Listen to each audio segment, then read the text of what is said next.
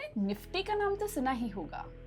Nifty 50, Nifty next 50 जैसे terms आजकल काफी कॉमन हो गए हैं। लेकिन क्या आपको पता है कि निफ्टी 50 में इन्वेस्ट करने के दो पॉपुलर पैसिव ऑप्शन हैं, निफ्टी 50 इंडेक्स फंड और निफ्टी 50 ETF।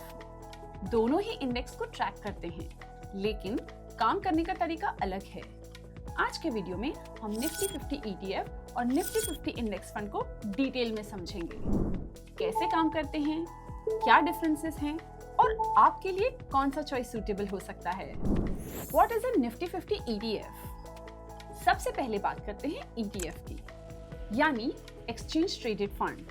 निफ्टी 50 ETF एक ऐसा इन्वेस्टमेंट फंड है जो म्यूचुअल फंड जैसे ही निफ्टी 50 को ट्रैक करता है, लेकिन इसका ट्रेडिंग प्रोसेस बिल्कुल स्टॉक्स की तरह होता है।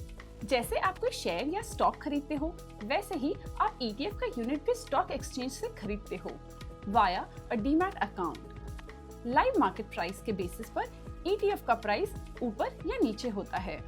तो अगर आप ETF में इन्वेस्ट करना चाहते हो तो आपका डीमैट अकाउंट होना चाहिए। ETF में इन्वेस्टमेंट या रिडेम्पशन सिर्फ मार्केट आवर्स के दौरान ही पॉसिबल होता है और आपको मार्केट का बेसिक फंक्शनिंग समझ में आना चाहिए। ETF का मार्केट प्राइस कभी-कभी INAV यानी इंडिकेटिव NAV जो एक रियल टाइम एस्टिमेशन है से ऊपर या नीचे ट्रेड कर सकते हैं। इसे प्रीमियम या डिस्काउंट कहते हैं। आप ETF को ऐसे समझ सकते हैं, एक इंडेक्स फॉलोइंग फंड जो इन्वेस्ट करता है निफ्टी 50 जैसे म्यूचुअल फंड की तरह, लेकिन ट्रेड करता है स्टॉक की तरह। अब बात करते हैं इंडेक्स फंड की, स्पेसिफिकली निफ्टी 50 इंडेक्स फंड। ये भी एक म्यूचुअल फंड होता है जो निफ्टी 50 के कंस्टिट्यूएंट्स में इन्वेस्ट करता है, लेकिन ये डायरेक्टली AMC या म्यूचुअल फंड डिस्ट्रीब्यूटर या ब्रोकिंग प्लेटफॉर्म से बाय या सेल होता है, like any other mutual fund. No demat account needed. आप SIP चालू कर सकते हो, लंप सम इन्वेस्ट कर सकते हो और ये सब आप ऑनलाइन एप्स, वेबसाइट या म्यूचुअल फंड प्लेटफॉर्म्स जैसे कि बजाज फिनसर्व म्यूचुअल फंड से कर सकते हो। इंडेक्स फंड्स का NAV दिन में एक बार मार्केट क्लोज होने के बाद निकलता है, तो यहाँ लाइव प्राइस पे ट्रेड नहीं होती है, इंस्टेड NAV पे इन्वेस्टमेंट होता है। तो अब बात करते हैं कि निफ्टी 50 ETF और इंडेक्स फंड के बीच क्या डिफरेंस है। नंबर 1 इज बाय और सेल प्रोसेस। ETF आपको स्टॉक एक्सचेंज से खरीदना होता है, जिसके लिए डीमैट अकाउंट की रिक्वायरमेंट होती है। On the other hand, index fund आप AMC की वेबसाइट, म्यूचुअल फंड ऐप या प्लेटफॉर्म के थ्रू डायरेक्ट परचेज कर सकते हैं बिना डीमैट के। दूसरे पॉइंट की बात करते हैं, दैट इज प्राइसिंग। ETF का प्राइस मार्केट के हिसाब से हर सेकंड चेंज होता है, बिल्कुल वैसे ही जैसे स्टॉक प्राइसेस चेंज होते हैं। इंडेक्स फंड का प्राइस डे एंड का NAV के बेसिस पर फिक्स्ड होता है। NAV कैलकुलेट होता है क्लोजिंग प्राइसेस के बेसिस पर और वही प्राइस पर नेक्स्ट डे इन्वेस्टमेंट प्रोसेस होती है। चलिए बात करते हैं अगले पॉइंट की, दैट इज लिक्विडिटी। लिक्विडिटी का मतलब इस केस में ये है कि आप कितना इजीली अपने यूनिट्स सेल करके अपना पैसा एक्सेस कर सकते हो। ETF आप तभी सेल कर सकते हो जब एक्सचेंज पर उसके लिए कोई बायर अवेलेबल हो, बिल्कुल स्टॉक के डिमांड सप्लाई जैसा। इसका एक नुकसान ये हो सकता है कि कभी-कभी बिड और आस्क प्राइसेस के बीच गैप ज्यादा हो सकता है, जिससे फेयर प्राइस नहीं मिल पाता। इंडेक्स फंड में आप अपने यूनिट्स AMC को डायरेक्टली रिडीम कर सकते हैं। इस प्रोसेस में किसी बायर की जरूरत नहीं होती है। इस वजह से लिक्विडिटी काफी स्मूथ और प्रेडिक्टेबल होती है। अब बात करते हैं अगले पॉइंट की, that is expense ratio. Expense ratio का मतलब है आपके इन्वेस्टमेंट का एक छोटा सा हिस्सा जो फंड को मैनेज करने के लिए लगता है। इसमें ऑपरेशनल कॉस्ट, फंड मैनेजर की फीस वगैरह कवर होती है।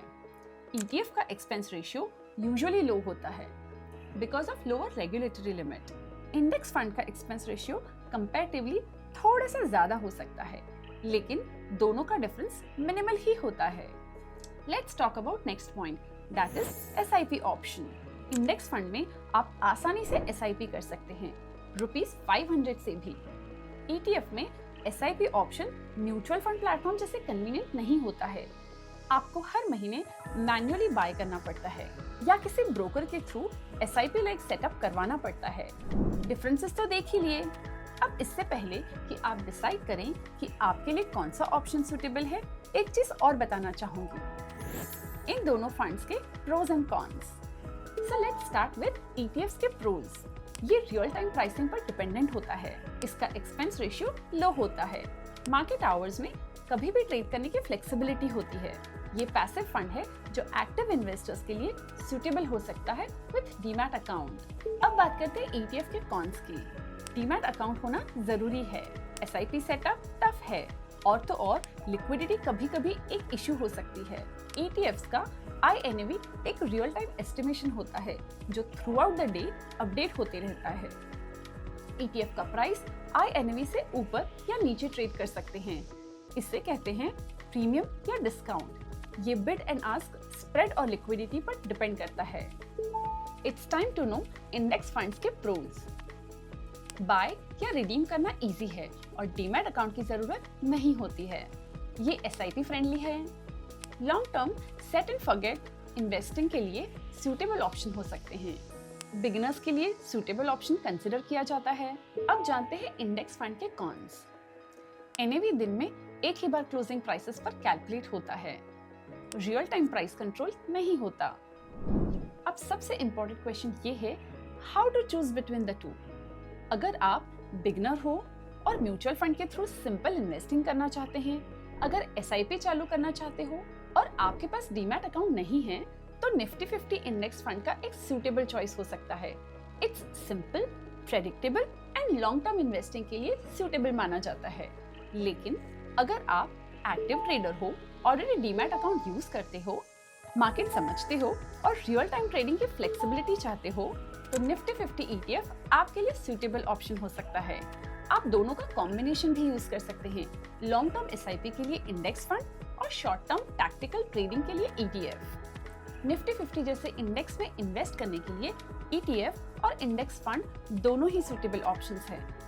अगर आपको ये वीडियो हेल्पफुल लगा हो तो मुझे कमेंट्स में बताएं कि आप ETF में इन्वेस्ट करते हैं या इंडेक्स फंड में, और मैं आपसे मिलूंगी अगले वीडियो में। म्यूचुअल फंड निवेश बाजार के जोखिमों के अधीन है। योजना से जुड़े सभी दस्तावेजों को ध्यान से पढ़ें। Mutual fund investments are subject to market risks. Read all scheme related documents carefully.